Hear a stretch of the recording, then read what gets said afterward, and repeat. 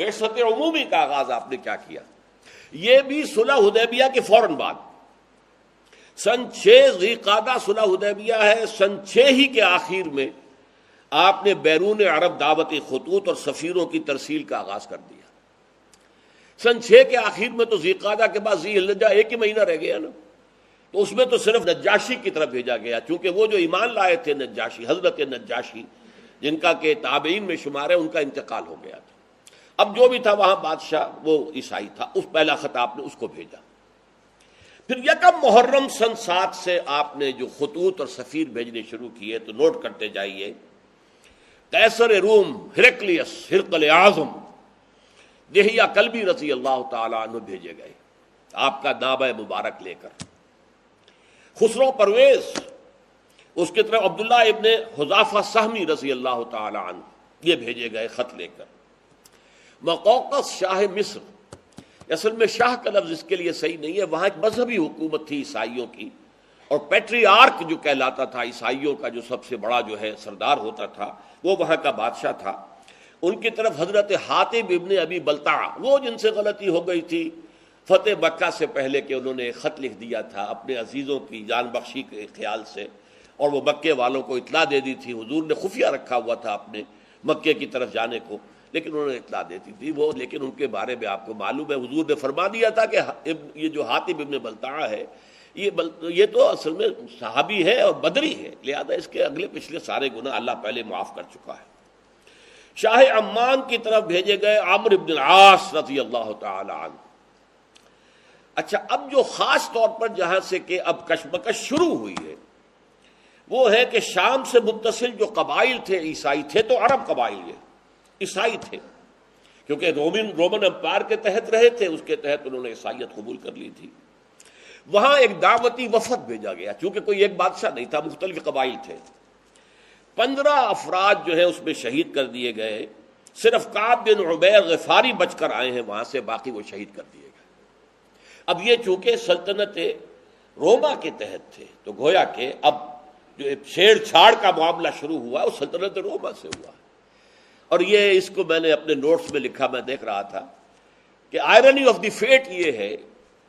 کہ وہ رومی عیسائی جن کی شکست پر مسلمان بہت دل شکستہ ہوئے تھے، دل گرفتہ ہوئے تھے،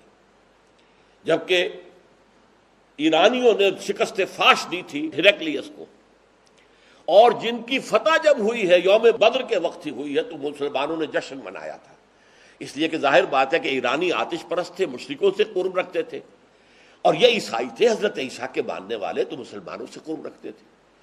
تو بدقسمتی جس کو میں کہہ رہا ہوں، اگرچہ یہ لفظ ہمیں استعمال نہیں کرنا چاہیے، ہر شے اللہ تعالیٰ کی حکمت کے تحت ہوتی ہے، البتہ آئرنی آف فیٹ جو ہے وہ لفظ مناسب ہے اس کے لیے کہ پہلا تصادم جو ہوا حضور کا صلی اللہ علیہ وسلم وہ ہرقلیس کے ساتھ ہوا کہ 15 صحابہ شہید کر دیے ان قبائل نے کہ جو اس کے تابع تھے، اور خاص طور پر رئیس بصرہ شرحبیل بن عمرو غسانی، یہ بھی عرب تھا لیکن یہ بھی عیسائی تھا، باج گزار تھا، یہ بادشاہ کی شکل میں تھا، اور یہ باج گزار تھا رومی جو ایمپرر تھا اس کا۔ اس کی طرف بھیجے گئے تھے ایلچی کی حیثیت سے حارث ابن عمیر رضی اللہ تعالی عنہ، حارث ابن عمیر ازدی، اس نے ان کو بھی شہید کر دیا۔ گویا کہ آپ کے 16 سفیر جو ہیں ان علاقوں میں شہید کر دیے گئے کہ جن علاقوں میں عیسائی آباد تھے، اور نمبر 2 یہ کہ جو ہرقل کے تابع تھے۔ یہ صورتحال ہوئی جس پر کہ پہلا رد عمل حضور کی طرف سے ہوا غزوہ موتا۔ اسے غزوہ کہتے ہیں، اگرچہ عام طور پر خیال یہ کہ غزوہ اسی کو کہتے ہیں جس میں حضور بھی شریک ہوئے ہوں، حضور اس میں شریک نہیں ہوئے، لیکن ظاہر بات ہے سفیر کا جو قتل ہوتا ہے وہ اعلان جنگ ہوتا ہے۔ اب گویا کہ شام کے ان عیسائیوں کی طرف سے اعلان جنگ ہو گیا، تو حضور نے ایک لشکر تیار کیا 3000 افراد پر مشتمل صحابہ کرام کا، اور اس میں گویا کہ آپ کو پہلے سے معلوم تھا کہ کیا حالات پیش آئیں گے۔ آپ نے 3 جو ہیں سپہ سالاروں کا اعلان کر دیا کہ پہلے زید ابن حارثہ ہوں گے رضی اللہ تعالیٰ عنہ، اگر وہ شہید ہو جائیں تو جعفر ابن ابی طالب جو حضور کے چچا زاد بھائی ہیں، حضرت علی کے بڑے بھائی جعفر ابن ابی طالب، اور اگر وہ بھی شہید ہو جائیں تو عبداللہ ابن رواحہ، یہ انصاری ہیں رضی اللہ تعالیٰ عنہ۔ یہ 3 کا آپ نے نام لے کر تعین کر دیا۔ اب وہاں کیا ہوا، جب یہ 3000 کا لشکر جو ہے یہ حدود شام میں داخل ہوا تو معلوم ہوا کہ وہاں تو تیار ہے ایک لشکر 1,00,000 یا 2,00,000 پر، زیادہ روایات 2,00,000 کی، مقابلے کے لیے تیار ہے۔ اب انہوں نے مشورہ کیا کہ یہ ہم 3,000 ہیں، وہ 2,00,000 ہیں، فرض کیجیے 1,00,000 بھی ہوں تو کہاں 3,000 کہاں 1,00,000، کہاں 3,000 کہاں 2,00,000۔ لیکن سب لوگوں کا کہنا یہ تھا، حضرت زید ابن حارثہ نے جب مشاورت منعقد کی کہ ہمیں تو شہادت چاہیے، ہمیں فتح شکست سے کوئی غرض ہی نہیں، فیصلہ وہ مقابلہ کریں گے۔ لیکن مقابلہ تو کیا، بہرحال آخر کچھ نہ کچھ تو دنیا میں ریشو پروپورشن کا معاملہ ہوتا ہے نا، طاقت کا عدم توازن، لہذا وہاں صورتحال بہت مخدوش ہو گئی۔ حضرت زید ابن حارثہ شہید ہو گئے، حضور نے مدینے میں اعلان کر دیا زید شہید ہو گئے، اب کمان سنبھال لی ہے جعفر ابن ابی طالب نے، وہ بھی شہید ہو گئے، حضور نے اس کا بھی اعلان کر دیا۔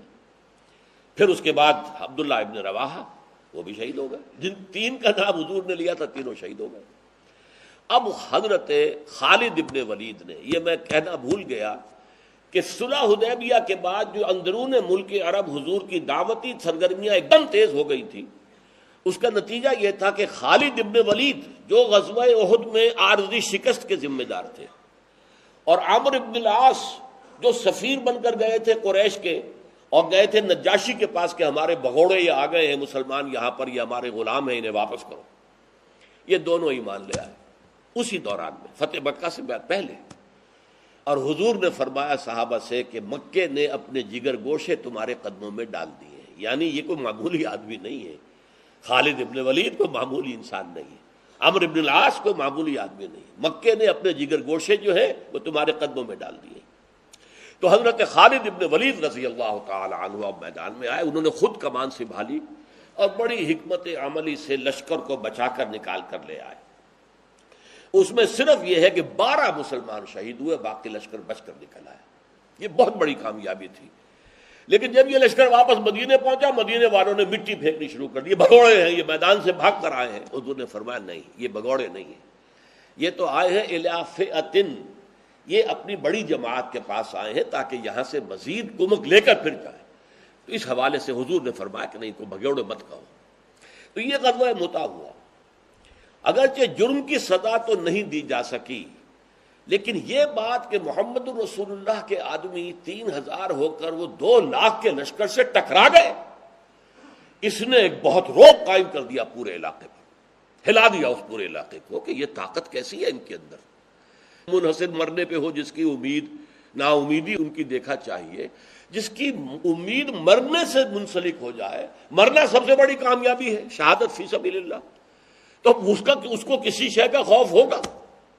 سب سے بڑا خوف تو اسی کا ہوتا ہے، جان نہ چلی جائے، اور جو جان دینے ہی کو سب سے بڑی کامیابی سمجھے، منحصر مرنے پہ ہو جس کی امید نا امیدی اس کی دیکھا چاہیے۔ تو گویا کہ ایک بہت بڑا جو ہے زبردست رعب پڑ گیا، اور جس کے نتیجے میں سلطنت روما کی جو ہے جڑیں ہل گئی۔ اس کے بعد پھر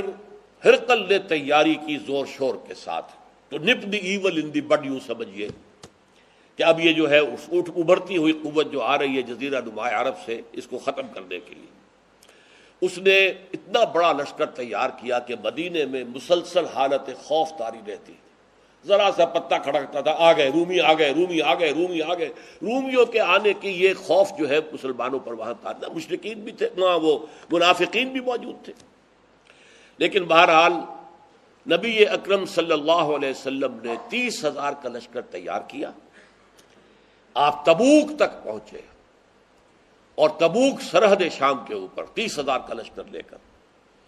30 دن تو لگے ہیں آپ کو جانے اور آنے میں، 15 دن، 20 دن آپ نے وہاں قیام کیا۔ ہرقل میدان میں نہیں آیا، اپنی فوج لے کر پیچھے ہٹ گیا۔ اس کی وجہ کیا ہے؟ ہرقل پہچان چکا تھا جب آپ کا خط گیا تھا، دعوتی خط حضرت دہیہ کلبی رضی اللہ تعالیٰ عنہ لے کر گئے تھے، اس نے خط پڑھتے ہی پہچان لیا، وہ عالم تھا، عیسائی عالم، کہ یہ وہی ہیں کہ جن کی نوید جو ہے وہ تورات اور انجیل میں تھی۔ وہ چاہتا تھا ایمان لے آئے،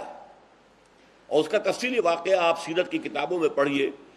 کہ اس نے پوچھا کوئی عرب یہاں آیا ہوا ہے؟ معلوم ہوا کہ ہاں، ایک عرب قافلہ جو ہے کاروان تجارتی آیا ہوا، ابو سفیان کی سرکردگی، اس کو بلایا، ان سے مکالمہ کیا، اور مکالمہ کر کے ایسی باتیں نکلوائیں اگلوائیں ابو سفیان سے، اس وقت تک وہ مشرک تھا، کہ جس سے سب لوگوں کو معلوم ہو گیا کہ یہ واقعی اللہ کے رسول ہے، اور یہ تو ہرقل جو ہے یہ تو مسلمان ہونے پر گویا کہ آمادہ ہے. اس پر ایک بڑا جوش و خروش پیدا ہوا درباریوں میں، سپہ سالاروں میں، ان کا غصہ، ان کے نتنے پھول گئے. تو ہرقل ڈر گیا. وہ چاہتا تھا جیسے 325 سال قبل قسطنطین اعظم جو تھا، ایمپرر کانسٹنٹائن، اس نے عیسائیت اختیار کی تھی اور پوری رومن امپائر عیسائی ہو گئی تھی. اسی طرح اب بھی ہو جائے کہ میں مسلمان ہو جاؤں اور پوری رومن امپائر مسلمان ہو جائے. لیکن یہ کہ جب اس نے دیکھا کہ میرے درباری، میرے مصاحبین، میرے سپہ سالار یہ تو نتنے ان کے پھول رہے غصے سے، تو وہ اپنی وہ جو بیڑیاں پڑی ہوئی تھی سلطنت کی، بادشاہت کی، انہی میں بندھا رہ گیا اور اس نے انکار کر دیا. پہچان چکا تھا. اس نے ساری تیاری اس اعتبار سے کی تھی کہ اس کا پہلا رب نو یار دا شوق ہویا،